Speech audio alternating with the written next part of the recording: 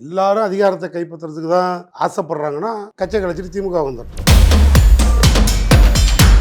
ஏன் திமுகவுக்கு ஓட்டு போடணும்? தமிழ்நாட்டில் இருந்துக்கிட்டே தமிழ்நாடு இருக்கான்னு தேர்ற இடத்துல இருக்கும். வார் முன்னாலாம் ஆரிய திராவிட போறணும், இப்போ அப்படி இல்லை சார். டெல்லி அரசியலை எதிர்த்து தமிழ்நாடு போராடி இருக்கும். அப்போனா இப்போ தமிழ்நாட்டு மக்களுக்கு அந்த உணர்வு இருக்கும். இந்த ஆட்சி அதிகாரம், இந்த வெறி மோகம் இது இருக்கணுங்கிறதுக்காக என்னை மட்டும் முதலமைச்சர் ஆக்கிடுங்க. நடிகர் விஜய் மாதிரி நாங்கள் ஒன்றும் நேற்று ஆரம்பித்த கம்பெனி இல்லை. திரும்பி கடன் கட்டுற தகுதி இருக்குங்கிறதுனால கொடுக்குறவன் தான் யோசிக்கணும், கடன் கொடுக்கலாமா வேணாமாங்க. ரெட்டை இலக்கு அடைகிற அளவுக்கு பொருளாதார ரீதியான ஒரு வளர்ச்சியை தமிழ்நாடு முதலமைச்சர் கொடுத்துருக்காருன்னு சொன்னா உடனே அந்த பக்கத்துல இருந்து ஒருத்தன் கேள்வி கேட்கிறாரு. 10 லட்சம் கோடி கடன் வாங்கிட்டீங்க, பணம் கொடுக்குறோம், வாங்குறோம், வளர்ச்சி திட்டத்தை கொண்டு திணிக்கிறோம், கடன் கொடுத்தவங்கள கவலைப்படணும், இங்க எதுக்கு எதிர்கட்சி தலைவர் நீங்க கவலைப்படுறீங்க? ஆட்சிக்கு வந்தோம், கையெழுத்து நீட்டு ரத்துன்னு தான் கையெழுத்து போட்டோம். அதை எடுத்துட்டு போய் பெண்டிங்கில் போட்டு செய்ய விடாம தடுத்த அந்த ஃப்ராடு யாருங்கிறது தான் பேச்சு.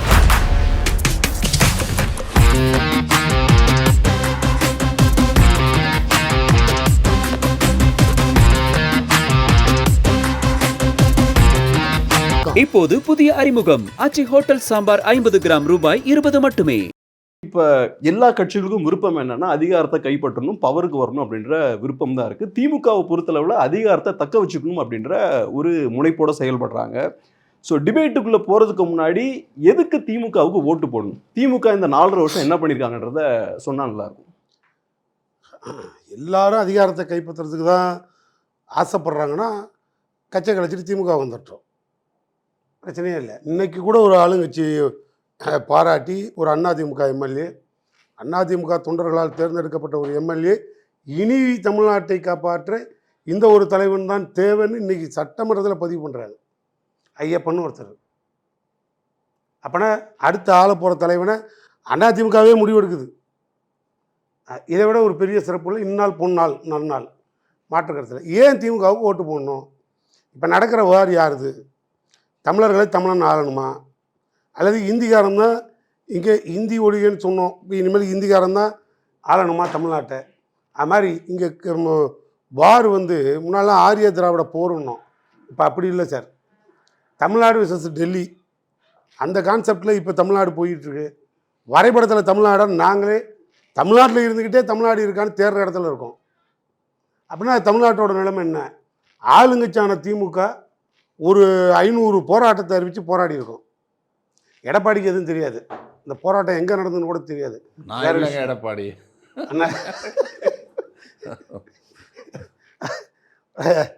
இப்படியும் கை காட்ட முடியாது. அதில் எடப்பாடிக்கு அது தெரிய வாய்ப்பு இல்லை. ஏன்னா அவர் எந்த போராட்டத்திலையும் கலந்துக்கிட்டது இல்லை. நாங்கள் நடத்தின அத்தனை போராட்டத்துக்கு எடப்பாடியை கூப்பிட்டு அழைப்பு கொடுத்த ஒரே கட்சி தமிழ்நாடு இந்திய வரலாறுல திமுக தமிழ்நாடு தான். அந்த அளவுக்கு இந்த இந்திய அரசியலில் டெல்லி அரசியலை எதிர்த்து தமிழ்நாடு போராடி இருக்கும். அப்போனா இப்போ தமிழ்நாட்டு மக்களுக்கு அந்த உணர்வு இருக்கும். ஏன் மீண்டும் திமுக ஆட்சிக்கு வர வேண்டும்? வந்த பிறகு என்ன செஞ்சிச்சு? தமிழை காப்பாற்றுச்சு, தமிழம் பெற்ற பிள்ளைங்களை காப்பாற்றுச்சு. தமிழர்கள் தமிழில் படித்தா அவன் தான் இனிமேல் தமிழ்நாட்டில் வேலை செய்யணுங்கிற ஒரு உரிமையை கொடுத்தது. 80% தமிழர்கள் அரசு கட்டளையில் அரசாங்க இடத்த நிவர்த்தி பண்ணுற இடத்துல இன்றைக்கி தமிழ்நாடு அந்த அளவுக்கு தமிழகத்தில் தமிழ் படித்தவர்களுக்கும் தமிழர்களுக்கும் முன்னுரிமை கொடுத்தது. அதாவது இனிமேல் ஹிந்தி இப்போ வராமல் இருக்கணும், இந்திக்காரன் இங்கே வராமல் இருக்கணும், இல்லை தமிழ்நாட்டில் இருக்கிறவங்கலாம் இனிமேல் தமிழ்நாட்டில் பாதுகாப்பாக இருக்கணும், பெண்களுக்கு பாதுகாப்பு வேணும், பெண்களுக்கு இந்த உரிமைகள் வேணும், இதெல்லாம் கடந்து மாநில உரிமை பறிக்கப்படாமல் இருக்கணும். சரி, இப்போ அதிகாரங்கள் பறிப்போகாமல் இருக்கணும். நீங்கள் எங்களை கொண்டு போய் இப்போ அண்ணனை கொண்டு போய் எம்எல்ஏ ஆகிறது முக்கியம் இல்லைங்க. அவருக்கு இருக்க அதிகாரத்தெல்லாம் பிடிங்கிட்டு வெறும் நாற்காலி பேனாவையும் கொடுத்து ஒன்றும் பண்ண போகிறது இல்லைங்க. அந்த அளவுக்கு அவங்க விஞ்ஞான ரீதியாக ஒரு பெரிய அரசியலில் அதிகாரத்தை திருடுறாங்க பிஜேபி. புரியுதா உங்களுக்கு? இங்கே சிறுபான்மைக்கு பாதுகாப்பு தேவைப்படுது. முஸ்லீம்களும் அவங்களுக்கு வீசா எடுத்து கையில் வச்சுருக்காங்க பிஜேபி. அடுத்ததுக்குள்ள போயிடுவோம். இப்போ என்னன்னா நீங்கள் சொல்கிற விஷயம் என்னென்னா பாஜக எதிர்ப்பு தான் ரொம்ப முக்கியம், அந்த வேலையை நாங்கள் ரொம்ப நல்லா பண்ணிகிட்டு இருக்கோம் அப்படின்ற விஷயத்த பதிவு பண்ணுறீங்க. இப்போ என்னோட ஞாபகம் என்னென்னா 2020-21 ஆண்டுகளில் அந்த காலகட்டத்தில் பார்த்தோன்னா திமுக ரொம்ப ஆக்டிவாக செயல்பட்டாங்க. அதுவும் குறிப்பாக நீட் அப்படின்ற இஷ்யூவை ரொம்ப ஸ்ட்ராங்காக கையில் எடுத்து செயல்பட்டாங்க. இப்போ நீட் விலக்கு இன்னும் வாங்கலை. ஆனால் இந்த 5 வருஷம் திமுக நீட் விலக்குக்காக என்னெல்லாம் பண்ணியிருக்காங்க அப்படின்னு பார்த்தா பெருசாக எதுவும் நடந்த மாதிரி இல்லை. 21 அந்த காலகட்டத்தில் பார்க்கும்போது அதுதான் தி இஷ்யூ மாதிரி பேசினாங்க. இன்னைக்கு பெருசாக அதை பற்றி பேசல. இப்பவும் பார்க்கும்போது ஜிஎஸ்டி பணம் இன்னும் வந்து சேரலன்ற விஷயங்கள் சொல்றாங்க. அஃப்கோர்ஸ் அது சொல்றது நல்லது. ஆனால் அதை எப்படி வாங்க போறோன்றதும் இருக்கு. அதுவும் திமுக அரசோட வேலை தான். ஸோ இந்த மாதிரி நிறைய சில சிக்கல்களும் இருக்கு. முதல்ல ஒன்றுக்கு ரொம்ப டீப்பாக சுற்றியெல்லாம் கேள்வி கேட்கணும், ஷார்ட்டாகவே கேட்டுடலாம். ஏன்னா நீங்கள் தான் நீட்டுக்கு வந்தால் கையெழுத்து போடுவீங்க, ரகசியம் வச்சுருக்கேன்னு சொல்லுவீங்க, இதை தான் ரொம்ப பப்ளிசிட்டி பண்ணுவீங்க. அங்கே எதுவுமே மறக்க மாட்டேனே, அதில் மாற்றுக்கிறதுக்கே வேலை இல்லை, அது தவறும் இல்லையே. ஓப்பனாக தானே சொல்லிட்டோம். ஆட்சிக்கு வந்தோம், கையெழுத்து நீட்டு ரத்துன்னு தான் கையெழுத்து போட்டோம். எதில் போட்டோம்? எங்கள் அதிகாரம் தமிழ்நாடு சட்டமன்றத்தில் தீர்மானம் போட்டு நீட்டு ரத்துன்னு கையெழுத்து போடுறது எங்கள் அதிகாரம். அது தமிழ்நாட்டு மக்களுக்கு தெரியும், தமிழ்நாடு திமுகவோட உணர்வுகளும் புரியும்.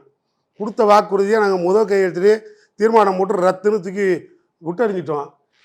அதை எடுத்துகிட்டு போய் பெண்டிங்கில் போட்டு அதை செய்ய விடாமல் தடுத்த அந்த ஃப்ராடு யாருங்கிறது தான் பேச்சு. இதை தான் நாங்கள் அடையாளப்படுத்துகிறோம் எங்கள் பாணியில். அது யாருன்னு எல்லாருக்கும் தெரியும். அப்படின்னா நாங்கள் எது மறைக்கிறோம், எதில் அதில் நாங்கள் இப்போ சொல்லிவிட்டு வாக்குறுதியை நிறைவேற்றாமல் இருக்கோம், இன்னும் ஒரு 10 வாக்குறுதிகளை நிறைவேற்றலை, இப்படி ஒரு கேள்வி கேட்டிங்கன்னா ஓப்பனாகவே பதில் சொல்கிறேன். 10 வாக்குறுதி நிறைவேற்றலை, ஆமாம் நிறைவேற்றலை, என்ன காரணம்? ஒன்றிய அரசை இங்கேருந்து இருக்க எதிர்க்கட்சி தலைவர் எடப்பாடி போய் உட்கார்ந்து எந்த ஃபண்டும் இங்கே திரும்பி கொடுத்துடாதீங்க, கொடுத்தா எல்லா வாக்குறுதியும் ஃபில் பண்ணிவிடுவாங்க, ஃபில் பண்ணிவிட்டு அப்புறம் திரும்பி அவங்க தான் ஆட்சிக்கு வருவாங்க, நமக்கு என்ன வேலை? அதால் இங்கே நல்லது செய்யலைனாலும் நல்லது நடக்க விடாமல் எதிர்க்கட்சி தலைவர் எடப்பாடி பழனிசாமி பார்த்துக்கிறாருன்னு பகிரங்கமாக குற்றச்சாட்டு வைக்கிறேன். எங்கள் வாக்குறுதியில் ஒரு 4 நிறைவேற்றலைன்னா காரணம் ஃபினான்ஷியல் கண்டிஷன் சார். இப்போ நிரந்தர ஓய்வூதியம் கேட்குறாங்க, அத்தனை போஸ்டிங் கன்ஃபார்ம் பண்ணி கேட்குறாங்க. இதெல்லாம் என்ன காரணம்? Financial position. நீ ஹிந்தி படித்தா நான் 2000 கோடி அனுப்புகிறேன்னு சொல்லி எங்களை மிரட்டுறாங்கன்னா, நீ 20,000 கோடி கொடுத்தா கூட படிக்க மாட்டேன்னு ஃபைலை திருப்பி கிழிச்சி எறிகிற இடத்துல கொள்கை ரீதியான சித்தாந்தத்தில் தமிழக முதல்வர் உறுதியாக இருக்கார். அப்போ நாங்கள் எதுலேயும் தமிழ்நாடு மக்கள்கிட்ட சோடை போகல. இந்த பொய்யை நீங்கள் தொடர்ந்து வந்ததுலேருந்து 2-3 இடைத்தேர்தலுக்கு முன்னாடி சொல்லிக்கிட்டே வந்தீங்க. ஒன்றும் அங்கே எடுபடலை. எல்லா தேர்தலையும் திமுக தான் ஜெயிக்குது. அப்படின்னா என்ன அர்த்தம்? மக்களுக்கு திமுக மேலே நம்பிக்கை இருக்குது. ஆள்ற முதல்வரை அவங்க முடிவு பண்ணிட்டாங்க, அடுத்தும் ஆள வேண்டிய தலைவன் இவர் தானே, அவங்க தெளிவாக இருக்காங்க. நாங்கள் அதில் வீர நடை போட்டுட்டு போயிட்டே இருக்கோம். எங்களுக்கு ஒன்றும் எந்த விதமான உள்நோக்கமும் இல்லை. இந்த ஆட்சி அதிகாரம், இந்த வெறி மோகம் இது இருக்கணுங்கிறதுக்காக எல்லாரும் ஓடிவாங்க, என்னை மட்டும் முதலமைச்சர் ஆக்கிடுங்க அப்படின்னு சொல்கிற இடத்துல நடிகர் விஜய் மாதிரி நாங்கள் ஒன்றும் நேற்று ஆரம்பித்த கம்பெனி இல்லை. இன்னும் ஒரே ஒரு ஆர்குமெண்ட் மட்டும் வைக்கிறேன். இப்போ நீங்கள் சொல்கிறீங்க இல்லையா, ஃபினான்ஷியல் ப்ராப்ளம் இருக்குது, வர வேண்டிய பணம் அங்கேருந்து வரல. அதே மாதிரி நீட் விலக்க பொறுத்தளவு நாங்கள் கையெழுத்து போட்டோம், தீர்மானம் நிறைவேற்றிட்டோம், பட் இங்கே மத்திய அரசுக்கிட்ட தான் பிரச்சனை இருக்குன்னு சொல்கிறீங்க இல்லையா. இப்போ இதில் சிக்கல் என்னென்னா சார், இப்போ நீங்கள் தான் அதிகாரத்தில் இருக்கீங்க, தமிழ்நாட்டோட நலனை பாதுகாக்க வேண்டியது திமுகவோட கடமை. இப்போ நாங்கள் ஃபண்ட்ஸை கேட்டோம் வரல, நாங்கள் கையெழுத்து போட்டோம் ஆனால் நீட் விலக்கு கிடைக்கல அப்படின்னு சொல்கிறதுக்கு மட்டும் இல்லை இல்லையா, காரியத்தை நடத்தி முடிக்கணுமே. ஏன்னா பாதிப்பை மக்களில் ஃபேஸ் பண்ணுறாங்க, அது நடக்க விடக்கூடாது இல்லை, மக்கள் நலன் நீங்கள் பாதுகாக்கணும்ல. எந்த மக்களோட நலன் இப்போ பாதுகாப்பு குறைஞ்சிருக்கு அப்படி வேணால் கணக்கெடுத்துக்குவோம். ஃபினான்ஷியல் லெவலில் ரெட்டை இலக்கு அடைகிற அளவுக்கு பொருளாதார ரீதியான ஒரு வளர்ச்சியை தமிழ்நாடு முதலமைச்சர் கொடுத்துருக்காருன்னு சொன்னால் உடனே அந்த பக்கத்துலேருந்து ஒருத்தன் கேள்வி கேட்குறாரு, என்னன்னா 10 லட்சம் கோடி கடன் வாங்கிட்டீங்க அப்படின்னா உன்னை நம்பி 2 லட்சம் கோடி கடன் கொடுக்க ஆள் இல்லை. இல்லை இப்போ நீட் எழுதிட்டு ஆள் இல்லை, எங்களை நம்பி கொடுத்தா நாங்கள் வளர்ச்சி திட்டத்தை கொண்டு போய் உச்சத்தில் வச்சோம், திரும்பி கடன் கட்டுற தகுதி இருக்குங்கிறதுனால கொடுக்குறவன் தான் யோசிக்கணும், கடன் கொடுக்கலாமா வேணாமான்னு. நந்தகுமார் கடன் 10,000 கேட்குறாருன்னா இவர் வந்து திரும்பி வாங்க முடியுமா? கொடுக்குற கெப்பாசிட்டி அவருக்கு இருக்குன்னா தாராளமாக கொடுத்துருவேன், கூடுதலாக 2 பைசா வட்டியும் கொடுப்பாருன்னு. தமிழ்நாட்டு மேலே ஆள்ற தலைவன் மேலே உலகத்தில் இருக்க அத்தனை பேருக்கு நம்பிக்கை இருக்குது, பணம் கொடுக்குறோம், வாங்குகிறோம், வளர்ச்சி திட்டத்தை கொண்டு போய் திணிக்கிறோம். கடன் கொடுத்தவங்கள கவலைப்படணும், இங்கே எதுக்கு எதிர்கட்சி தலைவர் நீங்கள் கவலைப்படுறீங்க? இன்னொன்று, இதில் வேறு என்ன ஒரு ஃபுல் ஸ்டாப் வைப்பீங்க? அங்கேருந்து நீங்கள் தான் ஆண்டுகிட்டு இருக்கீங்க, எப்படி ஃபுல் ஸ்டாப் வைப்பீங்கன்னா திரும்பி உங்களை கேட்குறேன், எரியிற நெருப்பில் எண்ணெயை ஊற்றுறதுக்கு நாங்கள் முயற்சி பண்ணுவோம். எதிர்கட்சிக்காரன்லாம் ஆளுக்கு ஒரு தீப்பந்தத்தோடு போய் காரில் கவர்னர் போயிட்டே இருப்பார், வைக்க போகிற பார்த்தா கொளுத்தி விட்டுருவார், கொளுத்தி விட்டுட்டு சட்டம் ஒழுங்கு சரியில்லைன்னு அவரே சொல்லுவார், அங்கே வேறு போய் கொண்டு அறிக்கை கொடுப்பாரு. அதை விட கேவலமாக தமிழ்நாட்டுக்கு எதிர்கட்சி தலைவர் உட்காந்து 65 எம்எல்ஏவோடு உட்காந்துட்டு இதே வேலையை தொடர்ந்து தீப்பந்தத்தோடு போய் கொளுத்தி வைக்கிறதா இருந்தீங்கன்னா என்ன அர்த்தம்? இதை சொல்லுங்கள். அப்போ இந்த வேலையை ஒரு பெரிய குரூப் செஞ்சாலும் அதையும் சமாளித்து தமிழ்நாட்டில் பாதுகாப்பு கொடுத்துருக்கோம். எந்த பெரிய மேஜர் இஷ்யூ இல்லை, மக்கள் போராட்டங்கள் இல்லை, எந்த ஒன்றும் இல்லை சார். அமைதியாக இருக்குது. அமைதி பூங்கா. தமிழ்நாடுங்கிற வார்த்தை ஆளுநருக்கு பிடிக்காம இருக்கலாம் சார். அமைதியாக இருக்க தமிழ்நாடு மக்களுக்கு பிடிச்சிருக்கு. அப்புறம் இதுக்கு மேலே எப்படி நாங்கள் ஆட்சி பண்ணுறது? நீங்களே சொல்லுங்கள். மும்மொழி திட்டத்தின் மூலம் இந்தியை நீங்கள் திணிக்க முயற்சித்தால் அதை காங்கிரஸ் உள்ளிட்ட திமுக ஏற்றுக்கொள்ளாது. அந்த நிதி கொடுக்கலைனாலும் எங்கள் சொந்த நிதி ஆதாரத்தின் மூலம் நாங்கள் இங்கே ஒருங்கிணைந்த கல்வி திட்டத்தை செயல்படுத்தி வருகிறோம்.